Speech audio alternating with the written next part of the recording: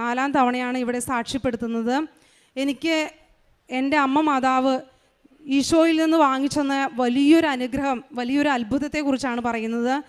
ഒരു ബാങ്ക് ഫ്രീസായി പോയോ, വലിയൊരു കേസ് നടക്കുന്ന ഒരു ബാങ്ക് ഫ്രീസായി പോയ ആ ബാങ്കിൻ്റെ ഫ്രീസ് ഒഴിവാക്കി എൻ്റെ ക്യാഷ്, എൻ്റെ പണം എനിക്ക് തിരിച്ചു കിട്ടിയ ആ വലിയ ഒരു മഹത്തായ ഒരു അത്ഭുതത്തെക്കുറിച്ച് എൻ്റെ അമ്മയുടെ അടുക്കൽ ഞാൻ വന്ന് ഉടമ്പടി വെച്ച് ആ ഉടമ്പടിയിൽ പറഞ്ഞിരിക്കുന്ന ഉടമ്പടി വസ്തുക്കൾ, അതായത് ഉപ്പ്, ഞാൻ ആ ബാങ്കിൻ്റെ മുന്നിൽ കൊണ്ടുപോയി വിശ്വാസ പ്രമാണം ചൊല്ലി പ്രാർത്ഥിച്ചു.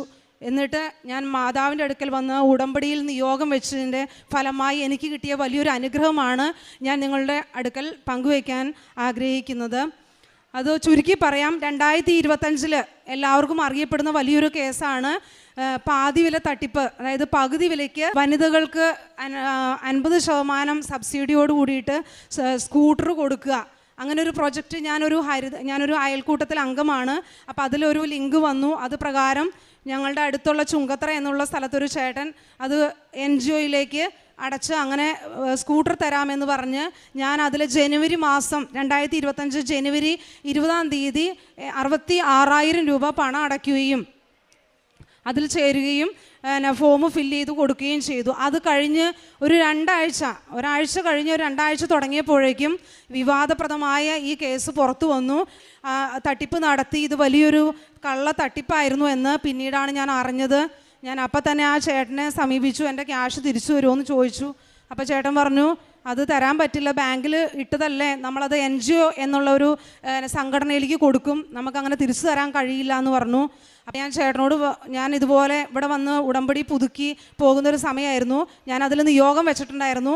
അത് തന്നെ ഞാൻ ആ ചേട്ടനോട് പറഞ്ഞു, ഞാൻ കൃപാസന മാതാവിൻ്റെ അടുക്കൽ പോയി ഉടമ്പടിയിൽ വെച്ചിരിക്കുന്ന ഒരു നിയോഗമാണ്, എൻ്റെ ക്യാഷ് ചേട്ടൻ തന്നെ അത് തിരിച്ചു തന്നിരിക്കും, അല്ലെങ്കിൽ എൻ്റെ ദൈവം അത് ചേട്ടനിലൂടെ അല്ലെങ്കിൽ അതിലെ വേണ്ട വ്യക്തികളിലൂടെ അത് എനിക്ക് ആ ക്യാഷ് തിരിച്ചു തന്നിരിക്കും എന്ന് ഞാൻ ആ ചേട്ടന് ഉറപ്പ് നൽകി. ഞാൻ പറഞ്ഞു, ചേട്ടന് വേണ്ടിയും പ്രാർത്ഥിക്കാം, ജാമ്യം കിട്ടാതെ നടക്കുകയായിരുന്നു, ആയിക്കോട്ടെ ഞാൻ ചേട്ടന് വേണ്ടിയും പ്രാർത്ഥിക്കാം, നിയോഗത്തിൽ വെക്കാം എന്ന് പറഞ്ഞു. അപ്പോൾ ചേട്ടൻ എന്നെ അങ്ങനെ കൈയൊഴിഞ്ഞു, പൈസയും തന്നില്ല. ഞാൻ മാതാവിനോട് മുട്ടിപ്പായി പ്രാർത്ഥിച്ചു. അവസാനം ആ കേസ് കോടതിയിലെത്തി, അത് ക്രൈംബ്രാഞ്ച് ഏറ്റെടുത്തു. ഞാൻ എടക്കര സ്റ്റേഷനിൽ പരാതിയൊക്കെ കൊടുത്തു. പക്ഷേ ഞങ്ങൾ 100-200 പേരുണ്ടായിരുന്നു, എല്ലാവരെയും വിളിച്ച് മൊഴിയൊക്കെ എടുത്തു. പക്ഷേ കേസ് അങ്ങനെ വഴിക്ക് നടക്കുന്നു. 1 മാസം കഴിഞ്ഞു, 2 മാസം കഴിഞ്ഞു, ക്രൈംബ്രാഞ്ച് ഏറ്റെടുത്തു. അവസാനം മലപ്പുറത്ത് ക്രൈംബ്രാഞ്ച്, ഓരോ ജില്ലകളിലെ ക്രൈംബ്രാഞ്ചാണ് ആ കേസ് ഏറ്റെടുത്തിരിക്കുന്നത്. അവർ അന്വേഷണം നടത്തുന്നു, മൊഴിയെടുക്കുന്നു. അങ്ങനെ ഞാൻ ആ സാറിനെ, ക്രൈംബ്രാഞ്ചിൻ്റെ മേലുദ്യോഗസ്ഥനെ പോയി കാണുന്നു. ഞാൻ സാറിനോട് പറഞ്ഞു, സാറേ ഞാനിങ്ങനെ ക്യാഷ് ഇട്ടുപോയി, ഒരാഴ്ച കഴിഞ്ഞപ്പോഴേക്കും അത് ഇങ്ങനെ ഇതായി എന്ന് പറഞ്ഞു, അവർ തരുന്നില്ല. അപ്പോൾ അയാൾ പറയുന്നത്, ബാങ്ക് ഫ്രീസായി പോയി, എനിക്ക് ഒന്നും ചെയ്യാൻ കഴിയില്ല, ആ പൈസയെല്ലാം കേസ് നടന്നുകൊണ്ടിരിക്കുകയാണ്, ക്രൈംബ്രാഞ്ച് ഏറ്റെടുത്തതാണ്, അവർ ഫ്രീസാക്കി, ഇനി ഒന്നും ചെയ്യാൻ കഴിയില്ല എന്ന് പറഞ്ഞു. ഞാൻ സാറിനോട് സംസാരിച്ചു, സാറേ എനിക്ക് എന്തെങ്കിലും ആ ഒരു എമൗണ്ട്, ഞാൻ അടച്ച എമൗണ്ട് എനിക്ക് 66,000 രൂപ എനിക്ക് തിരിച്ചു തരണം, അല്ലാതെ എനിക്ക് പറ്റില്ല എന്ന് പറഞ്ഞു. സാറ് പറഞ്ഞു, നമുക്ക് എന്ത് ചെയ്യാം, ബാങ്ക് ഫ്രീസായി കഴിഞ്ഞാൽ ഇത് വലിയൊരു കേരളത്തിലുടനീളം നടക്കുന്ന വലിയൊരു കേസാണ്, ഒന്നും ചെയ്യാൻ കഴിയില്ല എന്ന് പറഞ്ഞു. നമുക്ക് നോക്കാം, ഒന്നും ചെയ്യാൻ ഇപ്പം എനിക്ക് സാധിക്കില്ല എന്ന് പറഞ്ഞു. ഞാൻ അവിടുന്ന് തന്നെ മടങ്ങി നേരെ HDFC ചുങ്കത്തറ ബാങ്കിലേക്കാണ് ഞാൻ ഈ ക്യാഷ് ഇട്ടത്. ഞാൻ അവിടെ പോയി അന്വേഷിച്ചു, ഈ ബാങ്കിൽ എൻ്റെ പൈസ ഉണ്ടോ എന്നറിയാൻ വേണ്ടി. അപ്പോൾ അവരെന്നോട് പറഞ്ഞു, മാഡം അതിനെക്കുറിച്ച് ഒരു കാര്യം നിങ്ങൾക്ക് പറഞ്ഞു തരാൻ കഴിയില്ല, ഇത് ബാങ്ക് ഫ്രീസായി പോയത് വലിയൊരു കേസാണ്, എന്നാണോ കേസ് തീരുന്നത് അന്ന് അതിനെക്കുറിച്ചുള്ള വിവരങ്ങൾ നമുക്ക് പുറത്തു വിടാൻ പറ്റുള്ളൂ എന്ന് പറഞ്ഞു.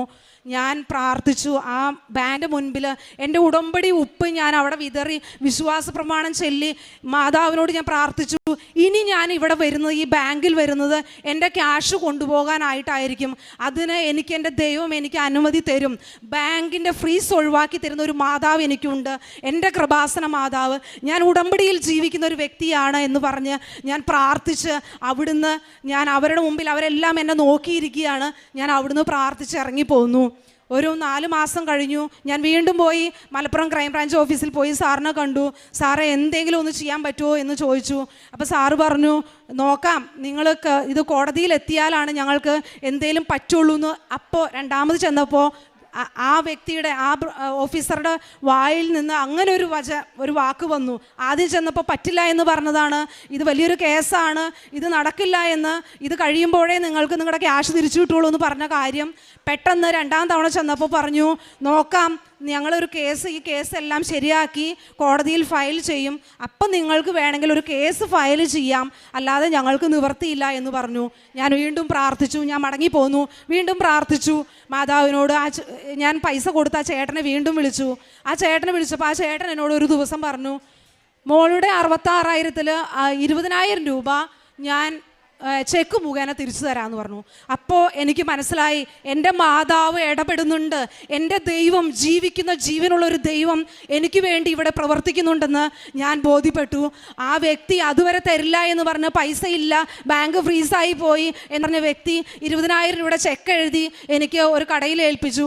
ഞാൻ ആ ചേട്ടനോട് പറഞ്ഞു, എനിക്ക് ബാക്കി ക്യാഷും കിട്ടണം, എൻ്റെ മാതാവ് നിങ്ങളെ കൊണ്ട് തരും, അത് നിങ്ങൾ തന്നിരിക്കുമെന്ന് പറഞ്ഞു. അപ്പോൾ ആ സാറ് പറഞ്ഞു, ഒരു പേപ്പറിൽ എഴുതി ബാക്കി പൈസ നിങ്ങളുടെ അക്കൗണ്ടിലാണ്, എൻ്റെ കയ്യിലില്ല, ബാങ്ക് ഫ്രീസ് അവർ ഒഴിവാക്കി തരികയാണെങ്കിൽ എനിക്കൊരു കുഴപ്പമില്ല, ഞാൻ നിങ്ങൾക്ക് തരാം, തയ്യാറാണെന്ന് പറഞ്ഞു. ആയിക്കോട്ടെ, എനിക്ക് ആ ലെറ്റർ തരാൻ പറഞ്ഞു. ലെറ്ററും തന്നു, ഞാൻ ഈ ചെക്കും വാങ്ങി എടുത്തു പോന്നു. അത് കഴിഞ്ഞതിന് ശേഷം വീണ്ടും ഞാൻ ക്രൈംബ്രാഞ്ച് ഓഫീസിനെ സമീപിച്ചു. എനിക്കിങ്ങനെ ഒരു ചെക്ക് തന്നു, 20,000 രൂപ തന്നു, ബാക്കി ഒരു പേപ്പറും തന്നിട്ടുണ്ടെന്ന് പറഞ്ഞു. എന്തായാലും ആ ക്രൈംബ്രാഞ്ചിൻ്റെ ഭാഗത്ത് നിന്ന് വീണ്ടും ഒരു നടപടി ഉണ്ടായി. അവർ പറഞ്ഞു, ഞങ്ങൾ കേസെല്ലാം മഞ്ചേരി കോർട്ടിൽ കൊടുക്കാൻ പോവുകയാണ്, നിങ്ങളൊരു വക്കീലിനെ വെച്ച് ജസ്റ്റ് ഒരു കേസ് അപ്ലൈ ചെയ്തോളൂ, നിങ്ങളുടെ ക്യാഷ് ഞാൻ വിടുവിച്ച് തരാമെന്ന് പറഞ്ഞു. എൻ്റെ ദൈവത്തിന് വലിയൊരു 200 പേരിലധികം ഞങ്ങളുടെ നിലമ്പൂർ ഭാഗത്ത് തന്നെ ഓരോ പോലീസ് സ്റ്റേഷനുകളിലും ഇതുപോലെ കേസുകൾ, വലിയൊരു വിവാദപ്രദമായ കേസാണിത്. കേരളത്തിലുടനീളം തിരുവനന്തപുരം മുതൽ അങ്ങേയറ്റം വരെ നടക്കുന്ന ഒരു വലിയൊരു കേസാണ്. എന്നാൽ ഇത് കോർട്ടിലെത്തി ബാങ്ക് ഫ്രീസായി കഴിഞ്ഞാൽ ഒരു കാരണവശാലും ഇത് ഫ്രീസ് ഒഴിവാവില്ല. ഈ വർഷങ്ങളെടുത്ത് ഇത് തീർന്നതിന് ശേഷമാണ് നമ്മുടെ ക്യാഷ് കിട്ടുള്ളൂ. അത് ഒരു ദിവസമാണെങ്കിലും 2 ദിവസമാണെങ്കിലും. എന്തായാലും എൻ്റെ മാതാവിന് ശക്തിയുണ്ട്. ക്രൈംബ്രാഞ്ച് പറഞ്ഞു, നിങ്ങൾ കേസ് ഫയൽ ചെയ്തോളൂ. എന്നെ ഇങ്ങോട്ട് വിളിച്ചു പറഞ്ഞു. ഞാനൊരു വക്കീലിനെ കണ്ടു, 2,000 രൂപ കൊടുത്തു, വേഗം ഒരു കേസ് ഫയൽ ചെയ്തു. ഒരൊറ്റ സിറ്റിങ്ങിലൂടെ വക്കീൽ ഒരു അത്ഭുതം എന്നോട് പറഞ്ഞത്, നിൻ്റെ മാതാവിൻ്റെ ശക്തിയാടി, ഒറ്റ തവണ കൊണ്ട് നീ അത് അവിടെ അവർ വന്നു, അല്ലെങ്കിൽ അങ്ങനെ ഒരു തവണ 2 തവണയും കൊണ്ടൊന്നും അവർ വരില്ല. ആ ക്രൈംബ്രാഞ്ച് ഓഫീസർ അവിടെ വന്നു, സാക്ഷ്യപ്പെടുത്തി, ഇവരുടെ ക്യാഷ് അതിലുണ്ട്, ഒരു കാരണവശാലും അത് പിടിച്ചു വെക്കാൻ പാടില്ല. നേരിട്ട് ബാങ്കിന് കോർട്ട് ഓർഡർ കൊടുത്തു. അവിടെ പറയുന്ന ആ മാത്യു എന്ന് പറയുന്ന ഇടനിലക്കാരൻ്റെ ആവശ്യമില്ല, വേറെ ആരുടെ ഒരു ആവശ്യമില്ല. മാതാവ് ആ വ്യക്തിയിലൂടെ, ആ ക്രൈംബ്രാഞ്ച് ഉദ്യോഗസ്ഥനിലൂടെ നേരിട്ട് കോർട്ട് ഓർഡർ എനിക്ക് ബാങ്കിലേക്ക് തന്നു. ഞാൻ ആ കോർട്ട് ഓർഡറുമായി ഈ കഴിഞ്ഞ മാസം HDFC ബാങ്കിൽ ചെന്നു. രണ്ടാമത് ഞാൻ അന്ന് പറഞ്ഞ് മാതാവിൻ്റെ അടുക്കൽ മാതാവിൻ്റെ ഉടമ്പടി ഉപ്പ് അവിടെ വിതറി പ്രാർത്ഥിച്ചു പോന്നു, ഇനി വരുന്നത് ഞാൻ ക്യാഷ് വാങ്ങാനായിരിക്കുമെന്ന് പറഞ്ഞു. ഞാൻ ചെന്നു, പേപ്പറുമായി ചെന്നപ്പോൾ അവരെന്നെ കണ്ടപ്പോൾ വീണ്ടും അത്ഭുതപ്പെട്ടു. എന്താ മാഡം എന്ന് ചോദിച്ചു. അപ്പോൾ ഞാൻ പറഞ്ഞു, എൻ്റെ ക്യാഷ് കോർട്ടിൻ്റെ ഓർഡറുണ്ട്, എൻ്റെ മാതാവ് എനിക്കത് അത്ഭുതം പ്രവർത്തിച്ചു തന്നു, ഇതാ എൻ്റെ കയ്യിലിരിക്കുന്ന കോർട്ട് ഓർഡറാണ്, എൻ്റെ ക്യാഷ് എനിക്ക് തിരിച്ചു തരണമെന്ന് പറഞ്ഞു. അവർ വേഗം ഇരിക്കാൻ പറഞ്ഞു. അതുവരെ എന്നോട് പറഞ്ഞ് എന്നെ പുറത്താക്കിയ എന്നോട് ഇരിക്കാൻ പറഞ്ഞു. എനിക്കത് വാങ്ങി വെച്ചു, നിങ്ങളുടെ അക്കൗണ്ടിലേക്ക് ക്യാഷ് തരാമെന്ന് പറഞ്ഞു. 2 ദിവസത്തിനുള്ളിൽ ആ ക്യാഷ് എനിക്ക് തിരിച്ചു തന്നു. ഇതെല്ലാം ദൈവത്തിൻ്റെ മഹത്വം, എൻ്റെ ദൈവത്തിൻ്റെ ശക്തി, പരിശുദ്ധ അമ്മയിലൂടെ